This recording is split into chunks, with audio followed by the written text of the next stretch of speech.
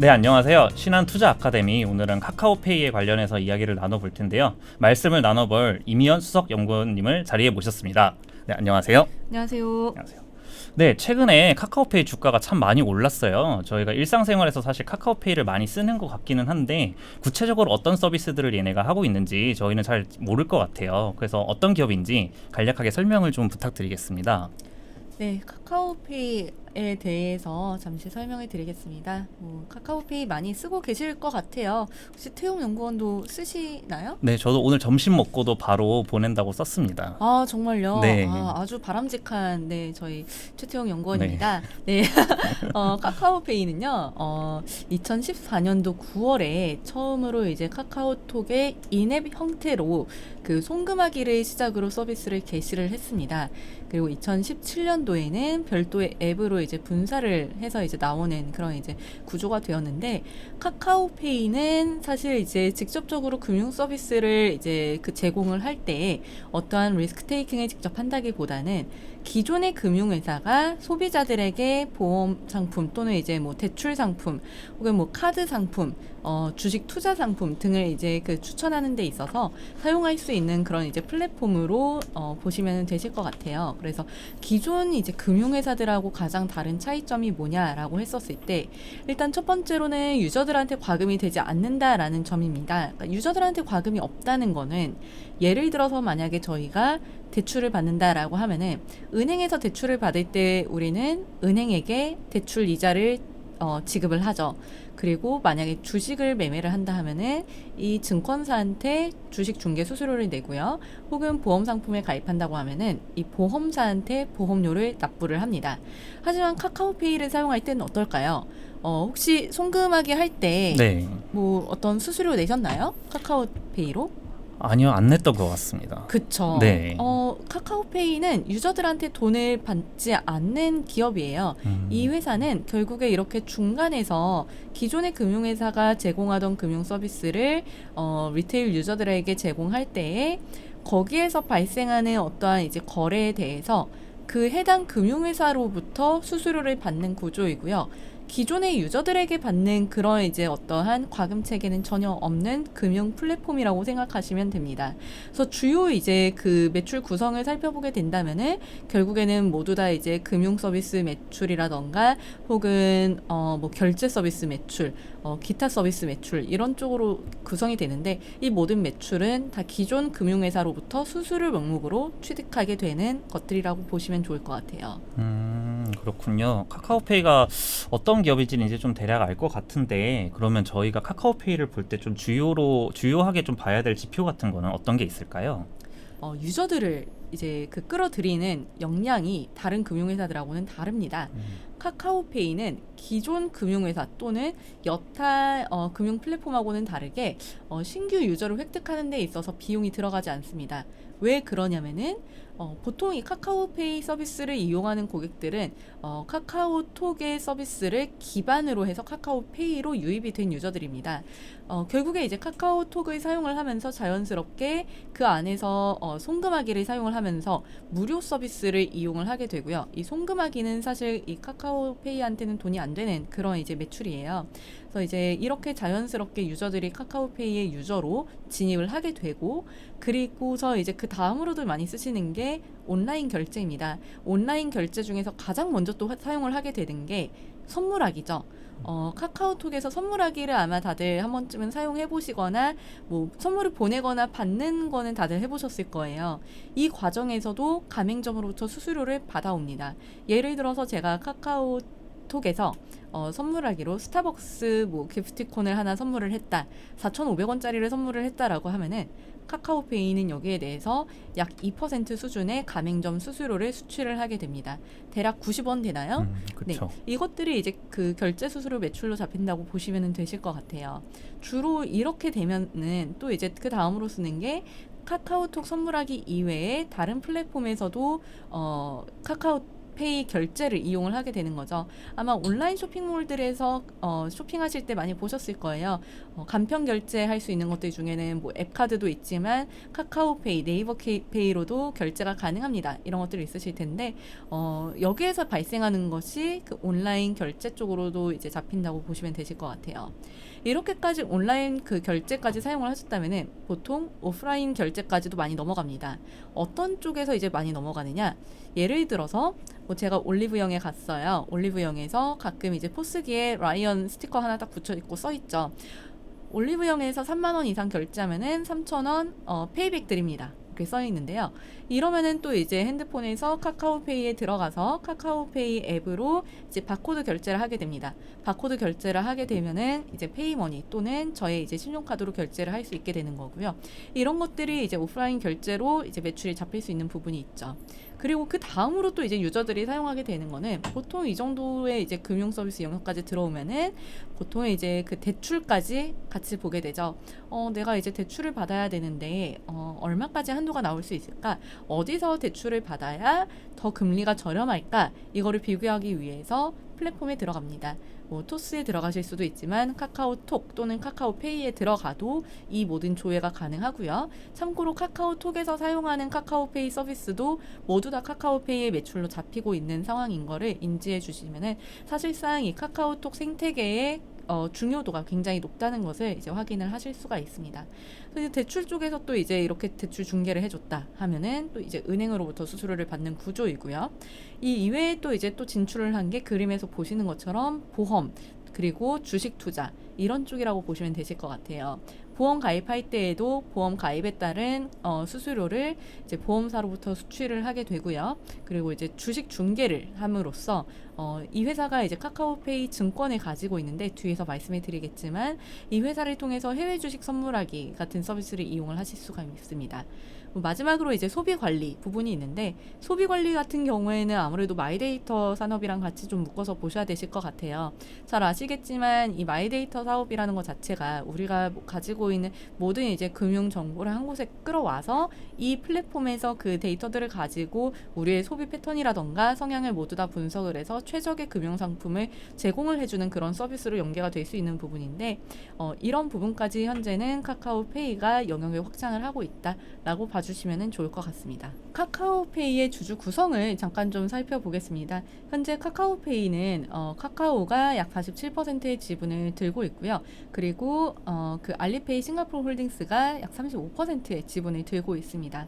추가적으로 지금 국민연금이 한 5% 들고 있고 우리사주가 2% 수준입니다. 그래서 현재 유동 물량은 한 10% 정도로 보시면 되실 것 같은데 이 중에 7% 정도는 외국인들이 지금 현재 트레이딩하고 있는 것으로 알려져 있습니다.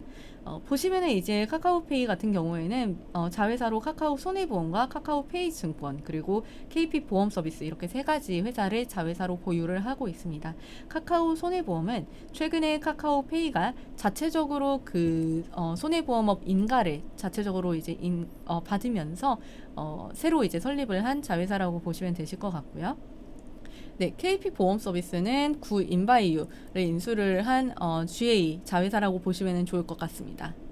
네, 카카오페이 서비스가 정말 넓은 분야에서 저희가 만나볼 수 있는데요.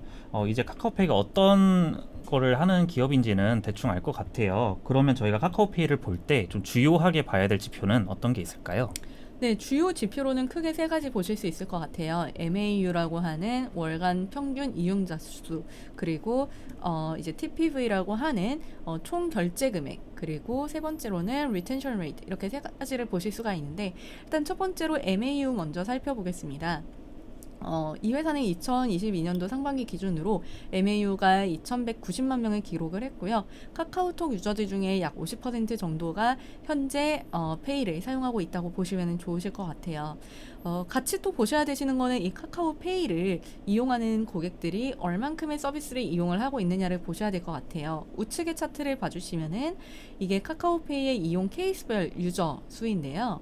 이제 그 한 개의 서비스만을 이용을 하는지, 두 개의 서비스를 이용을 하는지, 혹은 세 개 이상의 서비스를 이용을 하는지를 보여주는 그런 이제 그림이라고 보시면 되실 것 같은데, 이 그 유저별 이용 케이스 수가 계속 늘어나는 걸 보실 수가 있어요. 사실 2018년도에는 한 가지의 그 서비스만 이용하는 고객들이 630만 명이었는데, 이제 이 수가 2022년도 상반기에는 470만 명으로 줄죠. 그리고 이 유저들은 두 개 또는 이제 세 개의 서비스를 이용하는 고객들로 유입이 되는 겁니다.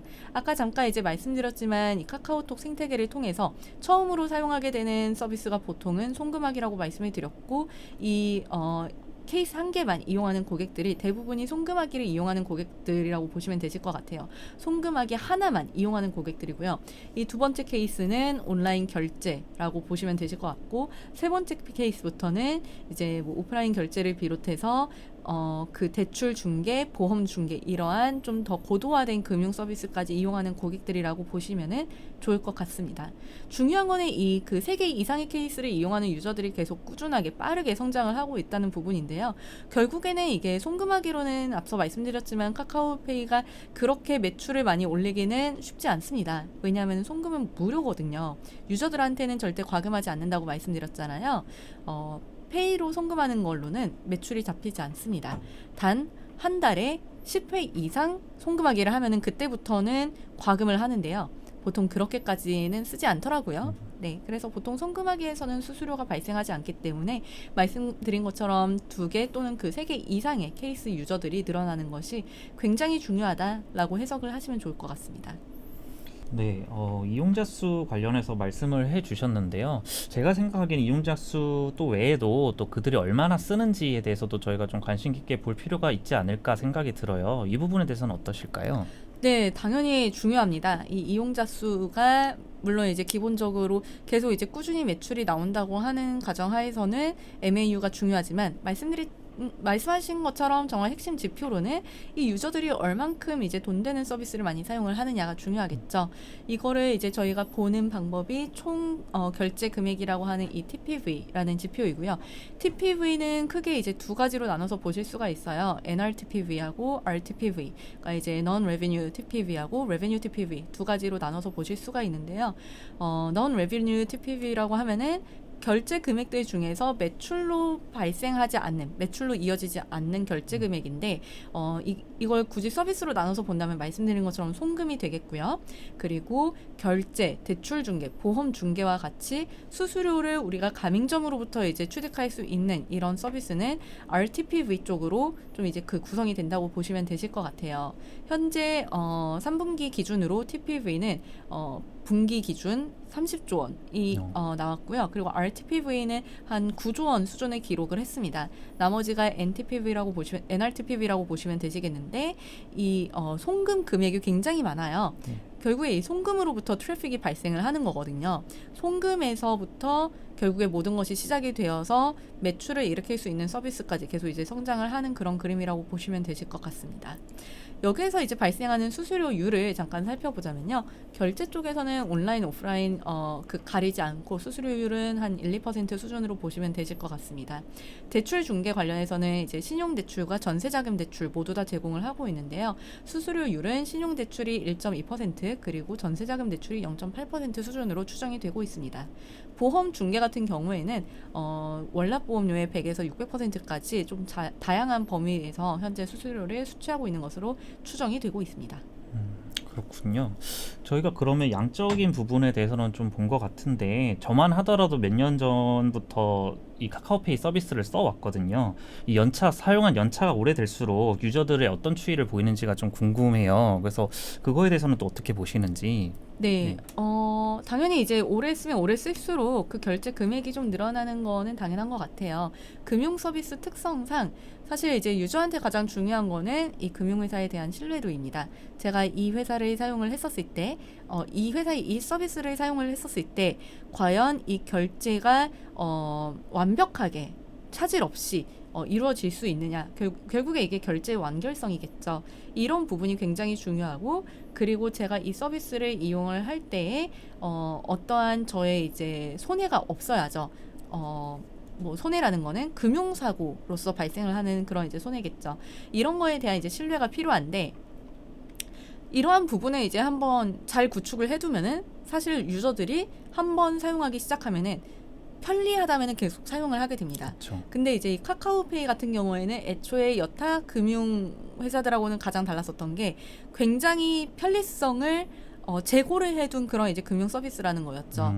사실 뭐 많이 써보셨겠지만 기존에는 온라인에서 결제할 때 우리 뭐 공인인증서도 써야 되고 지금도 뭐 앱카드 사용한다고 하면은 뭐 여러 가지 이제 다른 그 신용카드 앱으로 다시 이제 넘어가서 결제를 완결을 하고 그러고서 다시 또 이 페이지에 돌아와서 결제했습니다 이거를 확인을 해야 되는 절차들이 있잖아요. 네, 맞아요. 이런 것들이 카카오페이는 상대적으로 훨씬 더 편리하게 잘 구성이 되어 있다는 거죠. 복잡하지 않게. 그래서 이제 한번 이런 거에 이제 그 편리성을 느낀 유저들은 시간이 지나면 지날수록 더 많은 서비스를 이용을 하게 되고 이에 따라서 과금 금액 또한 이제 더 늘어난다고 보시면 되실 것 같습니다. 물론 다시 한번 강조드리지만 이 과금 금액 같은 경우에는 유저에게 과금을 하는 게 아니라 그만큼 금융회사에게 과금을 하는 혹은 가맹점에게 과금을 하는 그런 구조라고 보시면 되실 것 같고요. 일례로 보면은 지금 1차 년도에 보통 이제 유저들이 2016년도에는 한 7만 원 수준을 사용을 했습니다. 근데 지금 2022년도 7년 차째에는 이 유저들이 연간 163만 원을 결제를 하고 있어요. 근데 저도 그 정도 쓰는 것 같아요, 정말. 진짜요? 이게 한 달에 사실 163만 원이라고 치면은 네. 연간으로 163만 원이라고 치면은 월로 치면은 10만 원 좀 넘는 거잖아요. 그러네요. 네. 이게 사실 뭐 친구들한테 스타벅스 몇 개씩 이제 보내면은 되게 그쵸. 이제 금방금방 나오는 금액인데 맞습니다. 이게 그 사실 유저 구성도 같이 봐야 돼요. 이거는 왜냐하면은 이 그 유저들이 사실 2014년도부터 이 카카오톡의 선물하기 서비스, 뭐 송금하기 서비스를 계속 사용을 하기 시작했었고 네. 유저들의 대부분이 MZ 세대로 구성이 되어 있잖아요. 그렇죠. 시간이 지나면 지날수록 경제력이 늘어나고 구매력이 상승하기 때문에 당연히 여기에서는 결제 금액이 늘어날 수밖에 없습니다. 그렇죠. 네. 그리고 이제 보시면은 지금 이 1차 년도에 보통 이제 결제하던 금액이 2016년도에는 7만 원이었지만 2022년이 될수록 이 금액이 1차 년도 결제 금액이 계속 늘어나요. 그러네요. 22년도에는 28만 원이죠. 네. 네. 글씨가 좀 작네요. 네, 28만 원을 기록을 하면서 지속적으로 여기에서 이제 스노우볼 이펙트라고 볼 수 있을 만큼의 결제가 계속 생성이 되고 있는 부분은 굉장히 긍정적으로 볼 수 있을 것 같습니다. 또 같이 보셔야 되는 건 이제 리텐션 레이트라는 거죠. 이 고객들이 그래서 이 서비스를 이용하고서 계속 이 플랫폼에 남아 있느냐, 네. 한 번 쓰고 나가는 거 아니냐라고 보실 수도 있는데 보시면은 리텐션 레이트도 지금 2016년도에 들어온 고객들은 지금 86%, 2017년도에 유입된 고객들 88% 수준으로 굉장히 높은 수준에서 지금 유지가 되고 있다라고 봐주시면은 좋을 것 같아요. 네. 질적으로도 참 좋은 모습을 보여주고 있는 것 같아요. 그러면 앞서서 이제 말씀해 주셨던 MAU 관련해서 MAU당 저희 실제로 이제 회사의 이익에 미치는 영향은 어느 정도일지 좀 궁금해요. 어떻게 될까요? 네, 지금 일단 결론부터 말씀드리면 MAU 100만 명당 영업이익 개선 효과는 약 220억 원 수준으로 보고 있습니다. 현재 제가 가정하고 있는 것들을 조금 이제 말씀해 드리자면은 일평균으로 유저당 RTPV가 한 4,215원 정도로 되는 걸로 지금 저는 가정을 하고 있습니다. 4,215원이라고 하면은 이거는 뭐 기본적으로 우리가 스타벅스 그 아메리카노 한 잔 정도는 일평균으로 선물하기로 지금 주고받고 하고 있다라고 보시면 되실 것 같고요. 네. 1유저당 NRTPV는 1,372원 수준으로 추정을 하고 있습니다. 여기에서 발생하고 있는 마진율을 0.42%로 저는 보고 있고요. 네. 이거를 굳이 이제 RTPV와 NRTPV로 나눠서 본다면은 RTPV 쪽에서는 1.35% 그리고 NRTPV에서는 0.03% 정도의 수수료를 받고 있는 걸로 가정을 했습니다. 그래서 MAU가 지금 100만 명이 이제 증분을 한다고 가정했었을 때 연간 TPV는 약 5.3조 원이 증가를 하게 되고 그리고 매출액은 224조 원이 증가를 하게 됩니다. 여기에서는 결국에 이제 들어가는 비용이 제한적이기 때문에 다 이익으로 들어간다고 가정을 해도 무방할 것 같습니다. 그렇군요. 네, 그래서 MAU가 증가할 때 저희가 이익으로 잘 들어온다는 거는 이제 알겠어요. 그러면은 카카오페이 저희가 투자를 해야 될까요? 어떤 포인트에서 저희가 투자를 해야 될지 궁금해요. 카카오페이의 이제 기업 가치 상승의 조건은 사실 이제 크게 뭐 여러 가지를 뭐 보실 수는 있겠지만 가장 중요한 거는 결국에 매출이겠죠. 네. 얼만큼 이제 매출이 더 나올 수 있겠느냐, 앞으로 어떠한 요인들이 매출의 증가를 견인할 수 있을까에 대한 부분일 텐데요. 일단 크게 세 가지 말씀을 드리고 싶습니다. 첫 번째로는 리오프닝 수혜주이고요. 정말 황당하시겠지만 카카오페이가 왜 리오프닝 수혜주야? 뭐 그쵸. 여행 결제를 이걸로 하나 싶으실 수 있는데 이건 뒤에서 말씀을 드리겠습니다만, 네, 일단은 리오프닝 수혜주가 맞습니다. 두 번째로는 이제 광고 매출이 이제 붙기 시작을 했습니다. 광고 관련해서의 매출은 사실상 원가가 없는 매출이기 때문에 이 또한 이익으로 바로 직결이 되는 서비스라고 보시면 되실 것 같습니다. 마지막으로는 주식시장이 반등을 하게 되면은 물론 이제 카카오페이의 주가도 상승을 하겠지만 펀더멘털 또한 좋아집니다. 어떤 부분이냐? 지금 카카오페이가 가지고 있는 카카오페이 증권에서부터 이익이 증가할 수 있는 구조라고 보시면 좋을 것 같습니다. 네, 관련해서 세 가지 말씀을 드리겠습니다. 카카오페이의 투자 포인트는 일단 첫 번째로는 리오프닝 수혜라고 말씀을 드렸었는데요. 이게 왜냐하면은 카카오페이가 알리페이 싱가포르 홀딩스랑 이제 그 협력을 하면서 파트너십을 맺었습니다. 알리페이 플러스라는 파트너십을 맺었고 결국에 이게 그냥 결론만 설명을 드리자면은 알리페이와 카카오페이의 그 망을 쉐어를 하는 거예요. 그러니까 즉 카카오페이 유저가 알리페이 그 가맹점에 가서 카카오페이로 결제를 하게 되면은 여기에 대해서 알리페이가 매출을 인식을 하고 카카오페이랑 5대5로 이 그 프로핏을 쉐어링을 하게 되는 그런 구조라고 보시면 되실 것 같아요. 반대로 카카오페이 가맹점에서 알리페이 유저들이 결제를 할 수가 있습니다. 알리페이 결제가 이루어지면은 마찬가지로 이거를 이제 카카오페이가 카카오페이의 매출로 인식을 하고 여기에 대해서 알리페이에게 또 이제 프로핏 쉐어링을 50%를 제공을 하는 그런 방식이라고 보시면 되실 것 같은데요. 잠깐 이제 그러면 여행객들의 지출 규모를 잠깐 좀 살펴보자면은 중국인 관광객 1인당 평균 여행 그 지출 비용은 2021년 기준으로 약 400만 원을 기록을 했고요. 내국인들의 해외 여행 1회 평균 지출액 또한 약 120만 원 선에서 지금 형성이 되어 있습니다. 그래서 코로나 이전 수준으로 만약에 출입국자가 회복이 된다라고 했었을 때 출국자는 200만 명 그리고 입국자는 30만 명을 보실 수가 있습니다. 그렇게 됐었을 때 이 결제 금액은 약 55.2조 원까지 늘어날 수 있을 것으로 보고 있고 이 중에서 알리페이와 카카오페이의 침투율을 30%로 가정을 하면은 실질적으로 우리가 인식할 수 있는 RTPV는 16.6조 원이 플러스로 잡힐 수 있다는 거죠. 현재 제가 그 분기에 그 TPV가 RTPV가 9조 원 정도 나온다고 말씀을 드렸는데 연간으로 16조 원이 플러스가 된다는 거는 거의 연간치로는 50% 정도가 증가할 수 있다는 거죠. 그렇죠. 네, 굉장히 큰 포인트라고 보시면 되실 것 같아요. 그래서 이제 실질적으로 여기에서 이제 앞으로 발생할 수 있는 연간 수수료 수익은 기존 대비해서 약 50% 정도 증가가 가능하다라고 보시면 좋을 것 같습니다. 여기에 대한 가정은 수수료율 1%로 굉장히 보수적인 가정이라고 보시면 좋을 것 같아요. 두 번째로는 이제 광고 서비스 매출이 반영이 된다는 부분인데요. 광고 서비스 매출이 과연 어디서부터일까? 이 부분을 잠깐 좀 이제 살펴보겠습니다. 카카오톡으로 송금하기를 하면은 송금 완료가 되었다는 창에서 보시면은 하단에 예쁘게 이렇게 이제 그 배너가 붙죠. 평창 알펜시아 페어웨이 빌리지 하면서 광고가 붙는데 이런 배너 광고에 대해서 이제 광고 수수료를 인식을 할 수가 있습니다.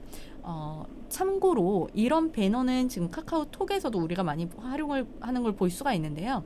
카카오톡의 친구 탭에서 제가 알기로는 월 80억 원 수준의 광고 매출이 인식이 되는 걸로 알고 있는데 당연히 이제 카카오페이는 그만큼의 그 트래픽이 발생하지 않잖아요. 그쵸. 그래서 좀 이제 보수적으로 가정을 해서 우리는 월 한 20억 정도만 매출이 인식이 가능하다라고 가정을 했었을 때 연간 광고 매출액은 240억 원, 그리고 이제 기존의 매출 6,046억 원 대비해서 기여도는 약 4% 수준. 단 여기에서는 말씀드린 것처럼 어떠한 이제 원가가 들어가는 것이 없기 때문에 영업이익으로 그대로 인식이 된다라는 관점에서는 그 OPM이 개선이 되는 효과를 기대를 할 수가 있겠습니다. 현재 제가 보고 있는 베이스 시나리오 상에서는 OPM이 기존 원래 이제 적자였지만 이게 1.4%로 상승하는 것을 보실 수가 있습니다.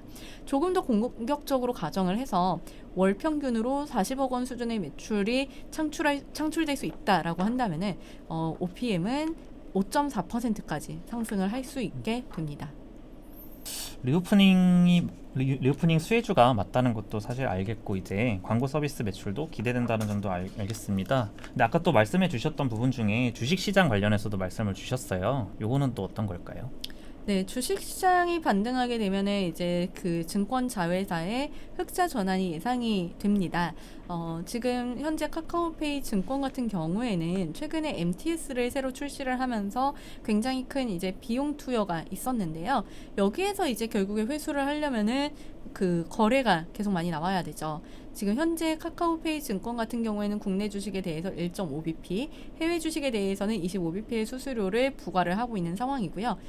해외 주식에서 만약에 이제 수수료 원가가 한 8bp 정도가 나온다라고 가정을 하면은 약 17bp 수준의 마진을 현재는 기대를 할 수 있는 상황이고, 국내 주식 같은 경우에는 거의 원가 1.5bp가 다 나간다고 보시면 되실 것 같아요. 결국에 핵심은 해외 주식 쪽에서의 거래가 활성화가 되는 건데요. 어쨌든 글로벌 주식 시장이 반등을 하게 되면은 당연히 이제 미국 주식 같이 갈 수밖에 없겠죠. 이 과정에서 지금 카카오페이 증권이 가장 주력 서비스로 밀고 있는 이 주식 선물하기라고 하는 요 서비스가 활성화될 수 있는 가능성이 높습니다. 주식 선물하기라고 하면은 정말 이제 선물하기로 우리가 뭐 그 커피 보내듯이 주식을 보낼 수 있는 거예요. 예를 들어서 만약에 우리 태용 연구원이 오늘 저녁에 저와 함께 밥을 먹다가 수성님 제가 지금 테슬라에 물려갖고 힘듭니다 하면서 엉엉 울어요. 네. 그러면 당연히 제가 술 사주면서 많이 위로해주겠죠. 태용아 괜찮아. 그래도 가치 투자는 승리한다. 존버하자. 제가 엄청 이제 위로를 해주겠죠. 네. 하지만 제가 거기에서 위로보다 더 해줄 수 있는 좋은 게 뭐가 있을까요? 금융치료. 금융치료죠. 네. 맞습니다. 네, 제가 주식 한 주 주면 되죠. 그쵸. 네, 어떻게 줄까요? 선물하기로 주겠습니다. 네, 네 저희가 뭐 잘 아시겠지만 이게 그 증권사에서 이제 종사하는 사람들은 그 본인 회사의 계좌 하나만 이제 이용을 할 수 있기 때문에 저희는 사실 이제 말로는 이렇게 준다고 하지만 실제로 주기는 좀 어려운 거 아시죠? 네, 그럼요. 그래서 제가 마음으로는 한 100주는 주고 있어요. 감사합니다. 네. 그래서 이제 하여튼 뭐 저희는 쓸 수 없지만 실제로 실생활에서는 이렇게 사용할 수 있는 서비스라고 보시면 좋으실 것 같아요. 그래서 이런 서비스가 앞으로는 활성화가 될 수 있는 가능성이 높고 이 경우에 증권 자회사의 흑자 전환이 기대가 된다면서 전반적으로 연결 영업이익 또한 현재로서는 적자지만 흑자로 전환을 할 수 있는 좋은 계기가 될 수 있다.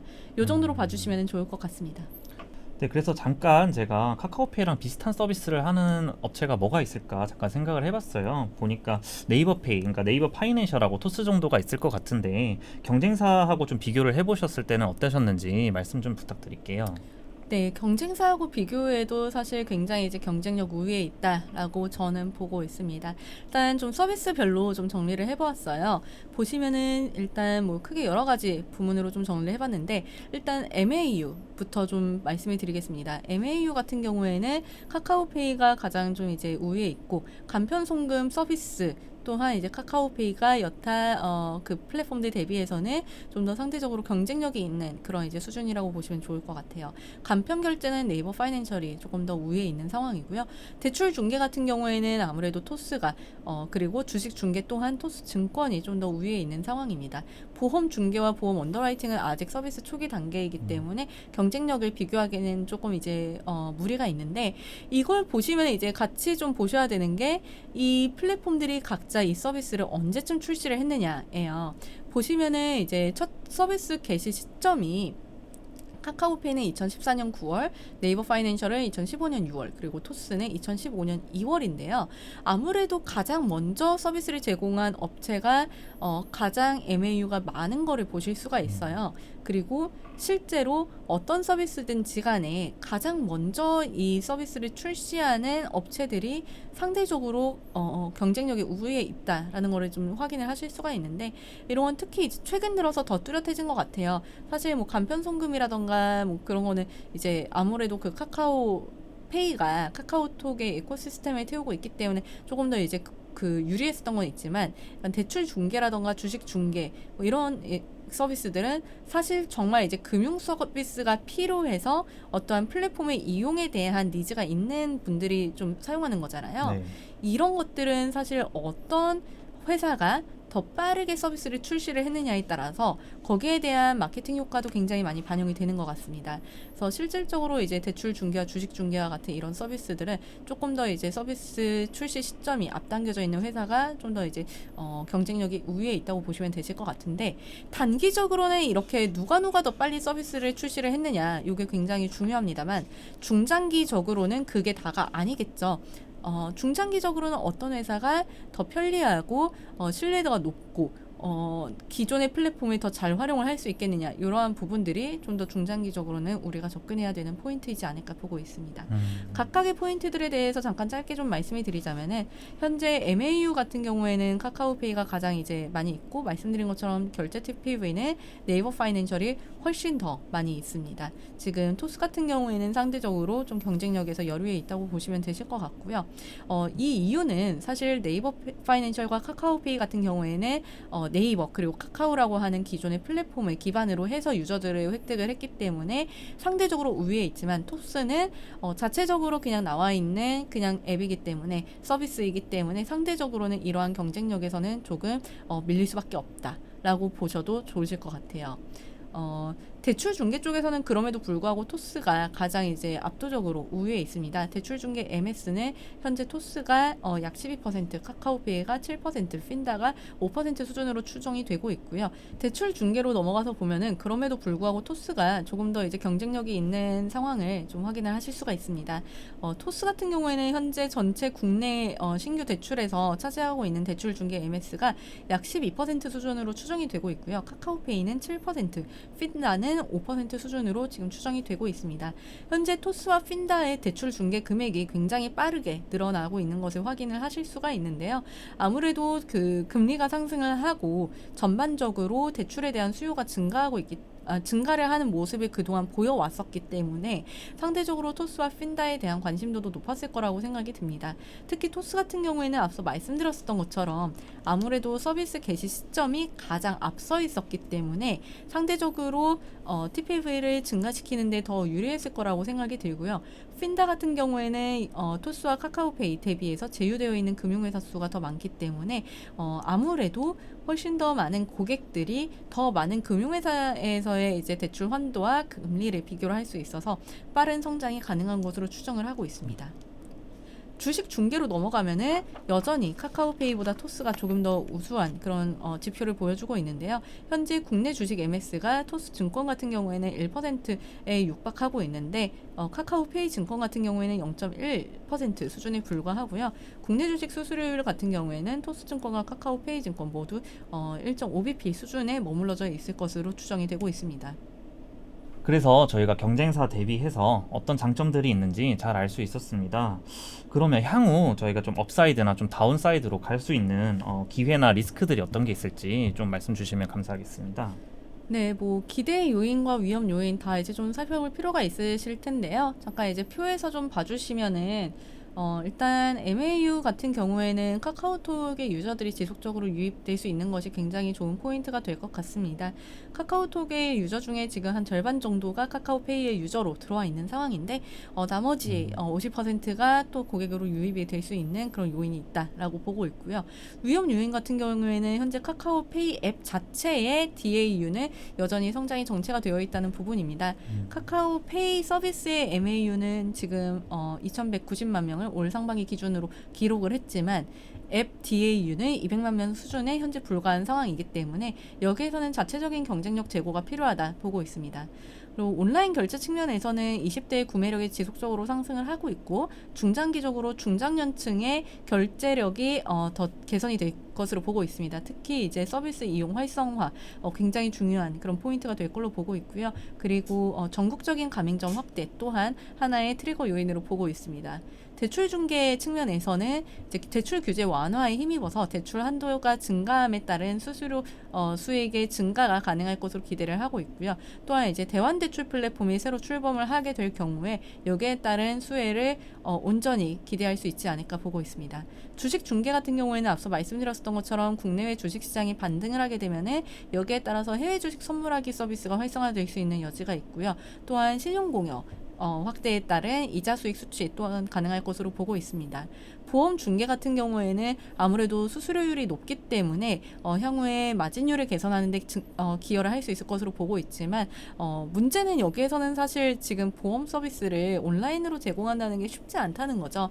사실 보험 상품 구조 특성상 워낙 복잡하기도 하고 어렵기 때문에 이게 온라인으로 활성되는 데는 시간이 조금 걸릴 수 있고 푸시 마케팅으로 인해서 광고비가 지속적으로 들어가야 하는 그런 이제 리스크는 있지만 여전히 중장기적으로는 기대해 볼 만한 서비스라고 보고 있습니다. 기타 서비스 측면에서는 아까 잠깐 말씀드렸지만 광고 서비스에서 매출 인식이 가능할 것으로 기대가 되고 있습니다. 물론 위험 요인도 분명히 있습니다. 뭐 수수료율 인하라던가 애플페이 국내 도입이라던가 이런 부분들은 분명히 위험 요인이기는 하지만 아직까지는 위험 요인보다는 기대 요인에 조금 더 집중해도 좋은 타이밍이라고 보고 있습니다. 그렇군요. 네, 그래서 오늘은 요즘 핫한 기업 카카오페이에 대해서 말씀을 나눠봤어요. 그래서 향후 행보가 더 기대되는 기업이라는 것을 배울 수 있었던 시간인 것 같습니다. 네, 오늘 함께 말씀 나누신 이미연 수석연구원님께 감사드리고요. 오늘 여기서 마치도록 하겠습니다. 네, 감사합니다. 감사합니다.